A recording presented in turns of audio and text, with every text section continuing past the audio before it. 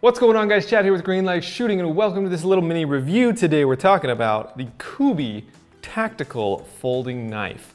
Now, these guys reached out to me on Amazon. They said, we've got a dope knife for an insane price that we think you're gonna like. So they sent me one out, and first off, I have to say, this thing's freaking heavy duty, man. Okay, so I got this knife. I had no idea how much it was. And I opened it up and, I gave it a couple tests, and I thought it was 3 times as expensive as it was, which still isn't saying much considering this thing is $12. First thing I will say about this is it is probably the heaviest knife that I've ever used in terms of a folding knife anyways. This thing is about 9 ounces. I'm used to carrying my Benchmade, which is like 2.5 ounces, so this thing is significantly heavier than that, and it feels heavier. Like you feel the difference for sure. I wore it around a couple of days on my pants pocket, and for me, it felt really heavy, but that's probably because I was used to carrying the Benchmade. I think if you're wearing some good heavy duty Carhartt pants or jeans or something like that, you wouldn't notice it. But for me, wearing lightweight shorts in the summer and stuff like that, it was a little too heavy, but that's maybe personal preference. The length here is about 5 inches closed. You open this, I've got a little flipper top here on the top. Hit that, and I've got about a 9-inch total length. It's like 3 3/4 inch blade here. The blade has a little bit of a serration there at the bottom, and then I don't remember is this called a drop point or like a tonto? I think it's a drop point. It's one of those. It's got a straight edge, and then it kind of curves up at like a 45-degree angle to a point. The other thing is this has a liner lock, and if you've seen my other knife videos, you know I'm generally not a big fan of liner locks, especially on cheap knives, because the liner is always super thin and I'm always worried that it's gonna crack. I'm not sure if you can really see in there or not, but it does have a little bit of a reinforced liner. It's certainly thicker than, if you watched my knife comparison video, you saw me compare a Tac Force knife, which was like $7 or $8. And that was like, the liner was like non-existent. So this has a much larger liner than that, which I'm impressed about. And then it's got a little area for your finger that's kind of like even concaved, which I do like. Push right there to get the liner lock over, and then this blade will close. Now, as well as just the blade itself, it's got a glass breaker here, and it's got a seat belt cutter. So it's kind of a nice little multi-tool to have. As far as design goes, we've got a skull right there and some sort of crossed arrows. Yeah.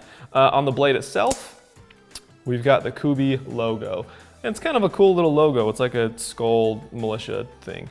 I like the overall look of it. I like how it's sort of this gunmetal gray. But the real question comes in the terms of stability and fit from the blade to the handle. So first up, let's try a little bit of a lateral movement test.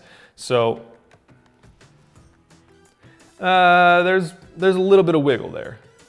Not sure if you can see that or not, but there's a little bit. It's nowhere near what the Tac Force was. Now let's try some up and down movement here, and this is where the big culprit is with these cheap knives. Dude, that thing is rock solid in there. Yeah, there's zero movement up to down, which is a very good sign, because that's an issue. So gorilla grip tests, where you're just gonna wrap your whole hand around it and see if your hand will ever come into contact with the liner lock that's opening it, or however that knife closes. So holding this thing and moving it a bunch. Where this is coming out here to kind of help you, my fingers do hit it, and if I'm like twisting the knife for some reason, I can see myself pushing that over to the side. It's pretty difficult though, so I'd say it's a really low chance of that happening, but it is something to keep in your mind. Now, let's try the spine test. So on the back here, if I hit this against something like this wood table, is that liner lock going to hold? Let's see. Yeah, held just fine. Liner lock is still in the same position. The blade is made of 3 CR13 stainless steel. That's what the Amazon description says.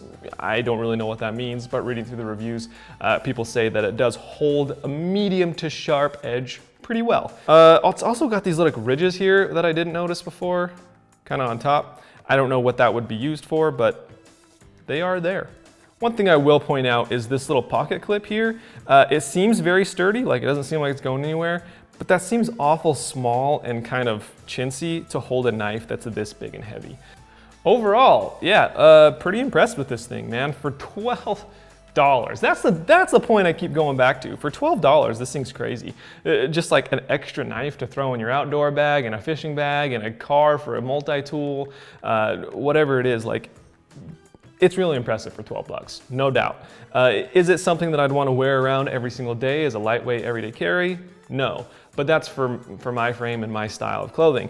You know, like I said, if you're wearing heavier duty stuff and you need a knife that can stand up to heavier duty jobs, but you don't want to throw out 50 bucks for a higher end knife, like, this will get the job done, man. Like, really. I'm impressed with this thing. It's the Kubey B103V. I feel like I'm on a radio station. Stay tuned to Kubey 103V. Now, it's the Kubey B103V folding pocket knife. You can check out the information in the Amazon link, which is the first link in the video description below. Let me know what you think about it. $12. Also, for all you haters who keep calling me out for my gardening gloves, can you see this? Do you see how wet my hand is? Like, things are sticking to it right now.